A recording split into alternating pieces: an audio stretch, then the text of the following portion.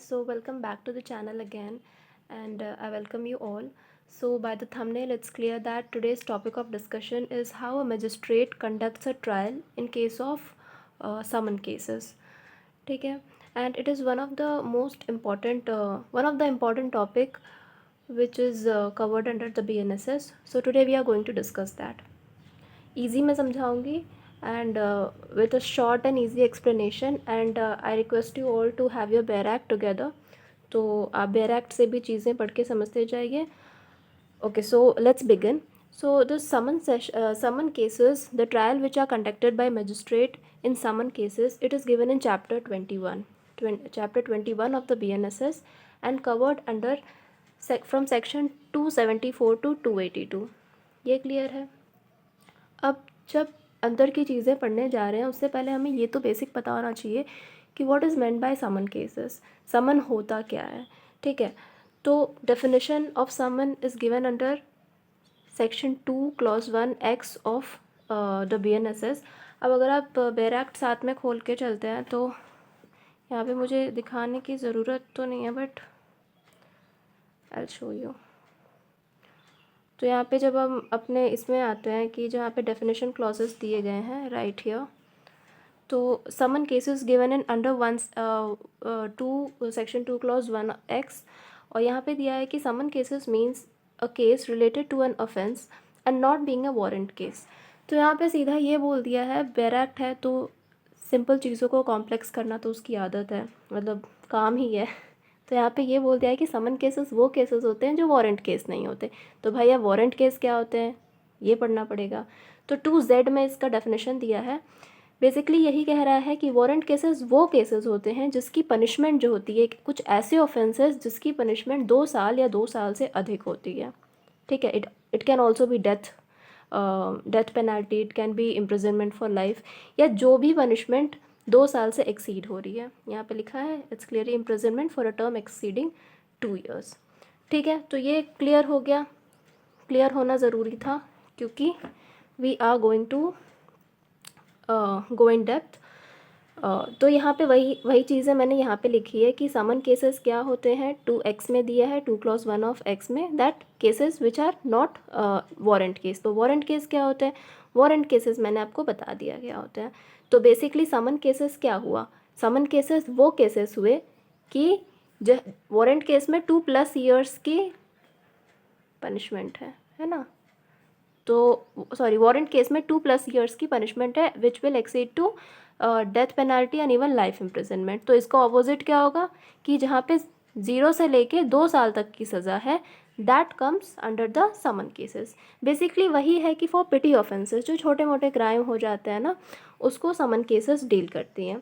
अब ये cases generate कैसे होते हैं, कैसे आते हैं, इंस्टीट्यूट कैसे होते हैं? That is through police report. आप FIR दर्ज करवा लेते हो तब होते हैं, या फिर थ्रू प्रोसेस ऑफ कंप्लेंट. आप डायरेक्ट मजिस्ट्रेट के पास जाके अपनी कंप्लेंट फाइल कर देते हैं. ठीक है, ये हो गया बेसिक छोटा मोटा सा इंट्रोडक्शन. अब हम पढ़ेंगे सेक्शन 274 जो फर्स्ट सेक्शन है इस टॉपिक के अंदर. तो ये बात ये करता है कि substance for acquisition to be stated. देखो बेयर एक्ट बहुत सिंपल ही है, ऐसा कुछ नहीं है, तो साथ में लेके चलते हैं. तो substance for the acquisition to be stated का मतलब ये है कि क्या अपराध हुआ है उसको बताना तो पड़ेगा ना. एक्यूज्ड पर्सन को you need to state what he has done और what crime he has committed. यहाँ पे फॉर्मल चार्जेस की बात नहीं हो रही है. अब यहाँ पे बेयर एक्ट साथ में पढ़ते चलेंगे. तो यहाँ बेयर एक्ट में ये बोला जा रहा है कि देखो यार, एक चीज़ और कहूँगी कि जब भी बेयर एक्ट पढ़ते हो तो it's not necessary that you go through everything. क्योंकि यहाँ पे मैं ये नहीं कह रही कि चीज़ें इंपॉर्टेंट नहीं हैं, चीज़ें इंपॉर्टेंट है, but it makes little complex for understanding. तो आप नोट्स से पढ़ के थोड़ा समझ लीजिए कि क्या बात हो रही है, या फिर इंपॉर्टेंट चीज़ें अंडरलाइन कर दीजिए so that it will be easy for you to understand. ठीक है, तो यहाँ पे देखना है कि when in summons cases the accused appears or is brought before the magistrate, या तो वो खुद appear हो रहा है या फिर brought before the magistrate.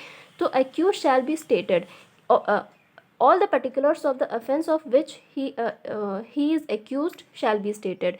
जो भी उसने अपराध किए हैं वो उसको बताए जाएंगे, स्टेट किए जाएंगे, क्या क्या एक्विजिशंस उस पर लगाए जा रहे हैं, and it shall not necessarily frame a formal charge. Formal charge यहाँ पे नहीं लगाए जाएंगे, लेकिन उनसे बताया जाएगा। और यहाँ पे ये भी पूछा जाएगा उस पर्सन से, एक्यूज्ड पर्सन से, कि डू यू प्लीड गिल्टी, या फिर तुम प्लीड गिल्टी मतलब क्या तुम अपना निर्दोष मतलब खुद को दोषी मान रहे हो, या फिर do you have any defence on your behalf. तो ये बात करता है सेक्शन 274। ठीक है, अब क्या होगा कि यहाँ पे अब हम आगे बढ़ते हैं। तो यहाँ पे पूछा है कि जज साहब उनसे पूछेंगे कि डू यू प्लीड गिल्टी, क्या आप गिल्टी प्लीड करते हैं। तो ये कन्विक्शन की बात कर रहा है। फिर सेक्शन 275, सेक्शन 275 कहता है कि conviction on plea of guilt. यहाँ पे क्या है कि if the accused person pleads guilty then the magistrate shall record the plea. अब फिर उसको कन्विक्ट कर दिया जाएगा, उनके डिस्क्रिशन पे है। लेकिन यहाँ पे क्या होता है कि उतना कोई केस, मतलब कोई भी चोर है वो तो ये नहीं कहेगा ना कि हाँ मैंने चोरी की है, मैं मुझे सज़ा दे दो। तो बट ठीक है, provisions are given related to this. Coming to section 276, छोटा सा सेक्शन है, ज़्यादा कुछ नहीं है, वेयर एक्ट में भी 2 लाइन का है, तो पढ़ेंगे तो समझ में आ जाएगा। बेसिकली कन्विक्शन के बारे में बात कर रहा है कि कन्विक्शन प्ली ऑफ गिल्ट, अगर अक्यूज्ड गिल्टी प्लीड कर रहा है, उसने कह दिया कि हाँ मैंने क्राइम किया है, तो उसका कन्विक्शन हो जाएगा, as simple as that. Okay, moving further to section 276, ये बात करता है conviction in petty cases. Petty cases का मतलब ये है कि छोटे मोटे अपराध किए हैं, उसमें कन्विक्शन हुआ है उसका, तो और लेकिन वो प्रेजेंट अपीयरेंस, फिजिकल अपीयरेंस इस चीज़ में नेसेसरी नहीं होती है। ज़रूरी तो है कि आप फिजिकली अपीयर होइए, लेकिन ऐसा भी नहीं है कि अगर आप नहीं होते हैं तो यहाँ पे, क्योंकि बैराक देखेंगे 276 में लिखा हुआ है कि whether summons has been issued, summons issue हो गया है, and the accused desire to plead guilty, उसने प्लीड गिल्टी भी कर लिया कि हाँ ठीक है मैंने क्राइम किया है, टू द चार्ज, जो चार्ज उसके ऊपर लगाए गए हैं उस पर उसने प्लीड गिल्टी कर लिया है, without appearing before the magistrate. यहाँ पे इस पॉइंट को आप अंडरलाइन कर दीजिए कि without appearing before the magistrate, and then sir transmit to the magistrate by post or messenger a letter containing of his plea and also the amount of fine। मतलब जो भी फाइन उसके ऊपर लगाए गए हैं वो चाहे पोस्ट से या मैसेंजर से या फिर थ्रू हिज एडवोकेट और any legal representative, he can pay the amount of fine which like a small amount of fine, 2000, 3000, 4000, इस टाइप के जो फाइन है वो ऐसे कर सकता है। तो यहाँ पे हो गया section 276 which talks about conviction on plea of guilt in the absence of the accused in petty cases। ठीक है, absence मतलब वही कि वो appear नहीं हो रहा है, ठीक है, small cases में। Moving further, section 277। अब 277 क्या बात करता है कि यहाँ तक हो गया कि प्लीड गिल्टी कर रहे हो, तो उसने बोला कि नहीं, ये सिनेरियो को अब हटा देते हैं कि उसने बोला कि नहीं मैंने कोई क्राइम नहीं किया है, मेरे पास सबूत है, आप ट्रायल चलाइए। ठीक है, अब ट्रायल चलाइए, तो मजिस्ट्रेट कहेंगे ठीक है। फिर प्रोसिक्यूशन से बोला जाएगा कि आप अपने एविडेंस और जो विटनेसेस हैं वो तो कोर्ट में पेश करना होगा। तो यहाँ पे प्रोसीजर शुरू हो जाता है, प्रोसीजर व्हेन नॉट कन्विक्टेड। ठीक है, तो सेक्शन 277 जो है वही बात करता है कि when the magistrate does not convict नहीं हुआ, मतलब उसने प्लीड गिल्टी नहीं किया, तो कन्विक्ट नहीं हुआ। अब the magistrate shall proceed to hear the prosecution and take all such evidence as may be produced in support of the prosecution। ठीक है, यहाँ तक क्लियर है। And also hear the accused and take all such evidence as he produces in his defense। सारे defences उसमें एक और section है, इसमें सेक्शन 313 है ऑफ द BNSS, आप आगे पढ़ सकते हैं। यहाँ पे कोर्ट ये भी पूछेगा, एक्सप्लेनेशन मांग सकता है। द कोर्ट में ask for explanation from the accused कि अगर आपने ये क्राइम किया तो क्यों किया, क्योंकि ये सवाल जवाब तो किए जाते हैं। ठीक है, तो बेसिकली सेक्शन 377 ये कहता है कि जहाँ पे प्रोसीजर आपके शुरू हो जाते हैं ट्रायल के, और प्रोसिक्यूशन जो है अपनी prosecution and defence both the parties bring their evidences and witnesses. यहाँ पे कोर्ट जो है मतलब जो मजिस्ट्रेट है, he can also issue summons for the production of certain document और थिंग इफ़ नेसेसरी। ये हो गया। Now moving to section 278। 278 talks about the acquittal और द कन्विक्शन। यहाँ पे प्रोसेस आपका ख़त्म हो जाता है, बेसिकली ऊपर से चीज़ें ख़त्म हो जाती है। अब जहाँ पे प्लीड गिल्टी पूछ लिया, उसके बाद कन्विक्शन होना था तो हो गया, नहीं होना था तो फिर डिफेंस आई, फिर दोनों पार्टीज़ ने अपना, जैसे कि हमने यहाँ पे पढ़ा है, दोनों पार्टीज़ ने अपने गवाह सबूत पेश किए, उसके बाद क्या बचता है, फाइनल जजमेंट बचती है। तो 278 टॉक्स अबाउट द एक्विटल और कन्विक्शन। अगर if he is found to be guilty then उसका कन्विक्शन हो जाता है, नहीं तो उसको बाइज्जत बरी हो जाता है, इनोसेंट हो जाता है। ठीक है, अब हम कुछ और सेक्शंस देखेंगे which is further is section 279. 279 talks about non appearance or death of the complainant. यहाँ पे क्या हो रहा है कि इस सेक्शन को थोड़ा ध्यान से देखिएगा कि नॉन अपीयरेंस मतलब दो पार्टीज होते हैं, प्लेंटिफ एंड डिफेंडेंट, दो पार्टीज होते हैं।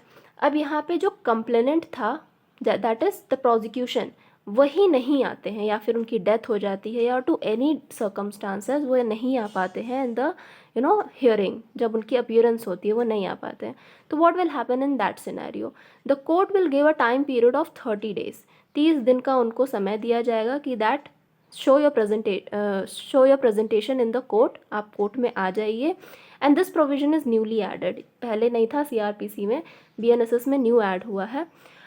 लेकिन यहाँ पर एक एक्सेप्शन भी है कि अगर उनके नहीं आने का कारण है, अगर रीज़नेबल है, शो कॉज करना पड़ेगा कि अगर उनका जो नहीं आने की जो वजह है, if that is any reasonable cause, तो जो डेट है उसको पोस्टपोन करके नेक्स्ट हियरिंग पे उस समय अर्जन हो जाएगी और नेक्स्ट हियरिंग के लिए ड्यू कर दिया जाएगा। ऐसा भी नहीं होता ना कि इतना, it is not very, Indian legal system is not very rigid, flexibility होती है। मान लो कि एक डेट पे कोई अपीयर नहीं हो पाया तो ऐसा नहीं है कि केस डिसमिसल हो जाएगा। सो time period of 30 days is given, थोड़ा इंपॉर्टेंट है प्री पॉइंट ऑफ व्यू से भी, और ऐसे भी आप अपने आंसर्स में मेंशन करेंगे तो that will give a good impact. अब क्या होता है, 30 दिन के बाद भी नहीं आता, आता ही नहीं है, सेकेंड अपीयरेंस पे भी वो नहीं आता जहाँ पे उसकी अपीयर होने का उसको था, तो that will result in acquittal of the accused. अब एक्यूज को बिठा के तो नहीं रख सकते कि सामने वाली पार्टी नहीं आ रही है तो आप बैठे रहिए, तो दैट इज़ नॉट आइडल। ठीक है, तो सेक्शन 279 अगर आप बेयर एक्ट से भी देखेंगे, 278 279 या हियर इट इज़। ठीक है, तो if summons has been issued on the complaint and on the date of appointment for the presence of the accused or any day subsequent thereon to which the hearing may be adjourned, the complaint does not appear. Complainant जो है नहीं आ रहा है, ठीक है, the magistrate shall give a 30 days of time period, 30 दिन का समय मिल रहा है to the complainant to be present, notwithstanding anything therein before contained, acquit the accused. अब acquittal हो जाएगा उसका, unless for some reasons he thinks it proper to adjourn. ठीक है, ये मैंने आपको बता दिया। अब यहाँ पे प्रोवाइजो भी अगर आप पढ़ेंगे तो यहाँ पे यही लिखा है कि complainant provided that where the complainant is represented by an advocate और by any officer conducting the prosecution, या वो खुद कंप्लेनेंट है या फिर उनके एडवोकेट है, और where the magistrate is of the opinion that personal attendance of the complainant is not necessary. अब कोई ऐसी बात हो जाती है, छोटी मोटी चीज़ है जहाँ पे उसका पर्सनल अटेंडेंस उतना रिक्वायर्ड नहीं था, तो फिर प्रोसीडिंग्स एज यूजुअल चलती रहेंगी, but provided that should be in the opinion of the magistrate. ठीक है, दैट इज़, ये सेक्शन क्लियर हो गया, section 279। Moving further to section 280। ठीक है, 4 सेक्शंस है एक्चुअली एक्विटल के बाद, 79, 80, 81 एंड 82, 4 सेक्शंस आर देयर। ठीक है, तो सेक्शन 280 क्या बोलता है कि withdrawal of complainant before the final order is passed. अब यहाँ पे ये थोड़ा ईजी है, नथिंग टू वरी अबाउट। ठीक है, अब क्या है, जो कंप्लेनेंट है, ठीक है, मतलब जिसने कंप्लेंट फाइल की है द प्रोसिक्यूशन, अगर उसका मन बदल जाता है, ठीक है, तो और उसने फाइनल ऑर्डर पास होने से पहले, मतलब फाइनल जजमेंट पास होने से पहले कंप्लेनेंट ने अपना जो केस था वो विड्रॉ कर लिया, तो that will result in the acquittal of the accused. Easy, simple as that, है ना, कि उसका मन बदल गया या फिर उसको रीजंस क्या हो सकते हैं। ठीक है, पहला क्या है कि बिफोर द फाइनल हियरिंग, तो इट्स वेरी ऑब्वियस राइट कि जजमेंट और डिक्री आने के बाद आपका मन बदल गया, जो बदल गया, that is not going to help. So anything the complainant is going to do that should be before the final hearing. ठीक है, पहले होना चाहिए, तभी तो उसका ही कैन विड्रॉ इट, और चीज़ें हो सकती है ना, नहीं तो फाइनल डिग्री आने के बाद आप करोगे तो that is not going to help. दूसरा क्या है, it should satisfy the magistrate.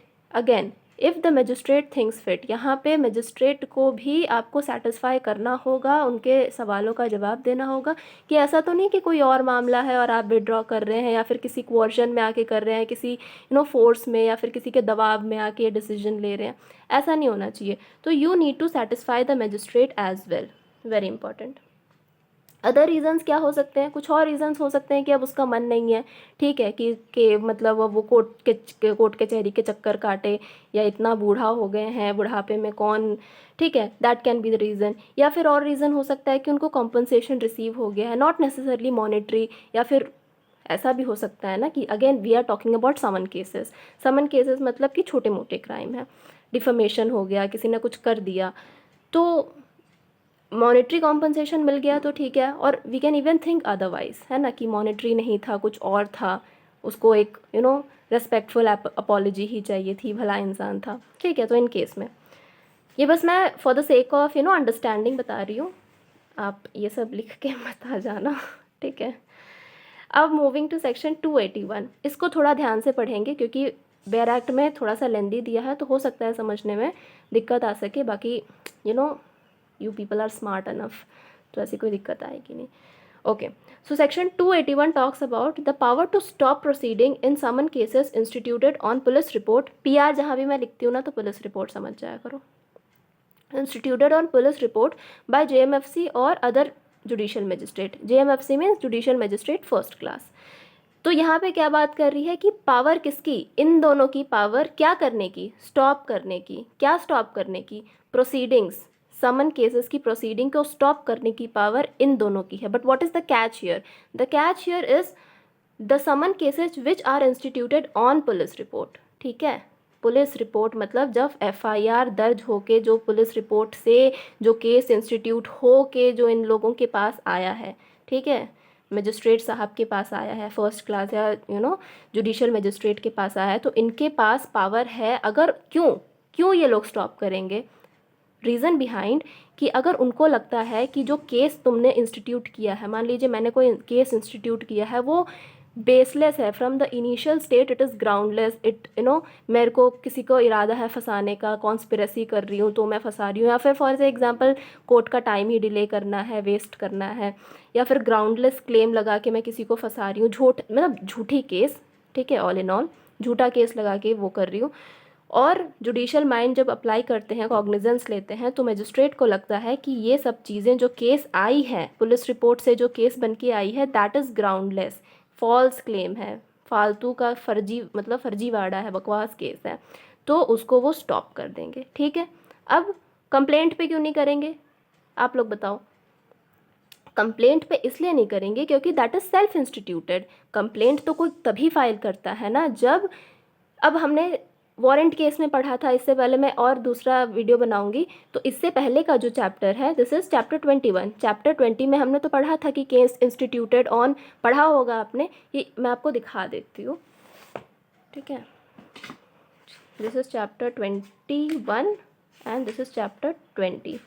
तो यहाँ पे तो हमने पढ़ा है ना, case instituted on police report, ठीक है, जब केस पुलिस रिपोर्ट के द्वारा आती है, ठीक है। और यहाँ पे है case instituted otherwise on police report, मतलब कि जो कंप्लेनेंट से आ रही है, कंप्लेंट के थ्रू आ रही है, या फिर कोई इन्फॉर्मेशन रिसीव हो गई है मजिस्ट्रेट साहब को, तो वो खुद ही कॉग्निजेंस लेके केस बढ़ाना चाह रहे हैं, तो सेल्फ इंस्टीट्यूटेड केस है। तो इस केस में क्या होगा कि वो तो किसी गलत चीज़ पे बढ़ावा देंगे नहीं, गलत चीज़ को तो एंटरटेन करेंगे नहीं, तो ऑफकोर्स है कि जो पुलिस रिपोर्ट पे जो केस आ रही है, he has the power to stop the proceedings, ठीक है। अब क्या हुआ, प्रोसीडिंग स्टॉप हो गई, ठीक, उसको प्रोसीडिंग बंद हो गई, लेकिन एक्यूज्ड पर्सन तो अभी भी है, एक्यूज्ड तो अभी भी है ना, कि जो जिसको आपने फॉल्स क्लेम में फंसा दिया था, तो प्रोसीडिंग तो स्टॉप हो गई है। एनी स्टेज पे, at any stage the proceeding is stopped, ठीक है। लास्ट स्टेज पे स्टॉप कर दिया, पहले ही स्टेज पे उनको लग गया कि वो गलत है, तो स्टॉप तो हो गई, लेकिन एक्यूज्ड पर्सन का क्या होगा, वो मैंने हिंदी में ऐसे लिख दिया है, ठीक है। तो यहाँ पे दो सिनेरियो है, अक्विटल तो होगा, लेकिन अगर आफ्टर, दो चीज़ें हैं, आफ्टर या बिफोर। तो after the evidence of the principal witness are recorded, जब ट्रायल चार्जेस फ्रेम हो गए हैं, सब चीज़ होने के बाद जज को रियलाइज़ होता है, मजिस्ट्रेट साहब को, कि नहीं नहीं ये तो ग्राउंडलेस है, बेसलेस है, तो उस बंदे का एक्विटल हो जाएगा, एक्विटल जजमेंट हो जाएगा। लेकिन अगर उनको पहले ही लग जाता है, जब केस इंस्टीट्यूट होके आया है और फिर जब मतलब अभी कोई चार्जेस फ्रेम नहीं हुए हैं तभी उनको पता चल जाता है, तो डिस्चार्ज हो जाता है। अब सिंपल सी बात है, आप लोग को डिस्चार्ज और एक्विटल में डिफरेंस पता होना चाहिए। क्या होता है डिस्चार्ज में? क्या होता है कि when the release of a person is made before the framing of charges, ठीक है, अभी कोई चार्जेस फ्रेम नहीं हुए हैं इस व्यक्ति के ऊपर और ये निर्दोष साबित हो गया, या फिर जो सामने वाला केस लाया था वही ग्राउंडलेस था, तो इसका डिस्चार्ज हो जाएगा। Where in the opposite case, जहाँ पे चीज़ें बाद में होती हैं, after the framing of charges, trial होने के बाद, तो that will result into the acquittal. यही मैंने बेसिक डिफरेंस आपको बताया, पता होना चाहिए, ठीक है। लास्ट सेक्शन बात करता है section 282, which talks about the power of the court to convert the summon cases to warrant cases. अब समन केसेस क्या है? लेस सीरियस केस हैं, ठीक है, और जो वारंट केसेस क्या होते हैं? ये हीनियस क्राइम्स होते हैं, ठीक है, जैसे rape, murder, more serious, less more ऐसे ही लिख देती हूँ, ठीक है। तो पावर क्या बता रहा है? सेक्शन 282 बता रहा है कि कोर्ट के पास ये पावर है कि समन केसेस को वारंट केसेस में तब्दील कर दें, ठीक है, कन्वर्ट कर दें। कौन से ऑफेंसेस को करेंगे? ठीक है, सवाल आता है कि कर तो देंगे पर कौन से ऑफेंसेस को करेंगे? उन ऑफेंसेस को करेंगे जिनकी इम्प्रिजनमेंट जो है 6 महीने से ज़्यादा की है, ठीक है, 6 महीने से ज़्यादा की है, and which talks about the interest of justice. तो इन केसेस को, समन केसेस को वारंट केसेस की तरह चलाया जाएगा। वो अब हम एक बार इसमें देख लेते हैं बेयर एक्ट में, ठीक है, फॉर द बेटर अंडरस्टैंडिंग। बात इतनी सी है लेकिन यहाँ पे देख लो। सेक्शन 282 कहता है कि the power of the court to convert summon cases into warrant cases, wherein the court the trial of in the course of trial of summon cases relating to an offence punishable with the imprisonment for a term exceeding 6 months, ठीक है, pen लग जाएगा, ठीक है, exceeding 6 months, it appears to the magistrate that in the interest of justice, अब magistrate साहब को ऐसा लगता है कि the offence should be tried in accordance with the procedure for the trial of warrant cases, ठीक है। अब magistrate साहब को लगता है कि नहीं नहीं ये इनको वारंट केस की तरह देखना चाहिए, सीरियस क्राइम है, या फिर हाँ मतलब ये क्लॉज होना चाहिए, इम्प्रिजनमेंट जो है 6 महीने से ज़्यादा की होना चाहिए। अब क्या होगा इन केसेस में? जिन लोगों की जो विटनेस आ गए थे, जो एविडेंसेस आ गए थे, उनकी री हियरिंग होगी, ठीक है, क्योंकि केस एक नए सिरे से शुरू होगा ऑब्वियसली, ठीक है, तो री हियरिंग होगी of the case in the manner provided by the Sahita for the trial of warrant cases and may recall any witness who have been examined earlier। जो पहले उनके एग्जामिनेशन उनको फिर से बुलाया जाएगा और फिर से कार्रवाई शुरू की जाएगी एक नए तरीके से, ठीक है। तो with this we are done from section 274 to 282 and which completes the trial of summon cases by magistrate. Okay, तो यहाँ तक देख लिया तो डू लाइक, शेयर और पढ़ो लिखो, टाइम वेस्ट मत करो। Thank you.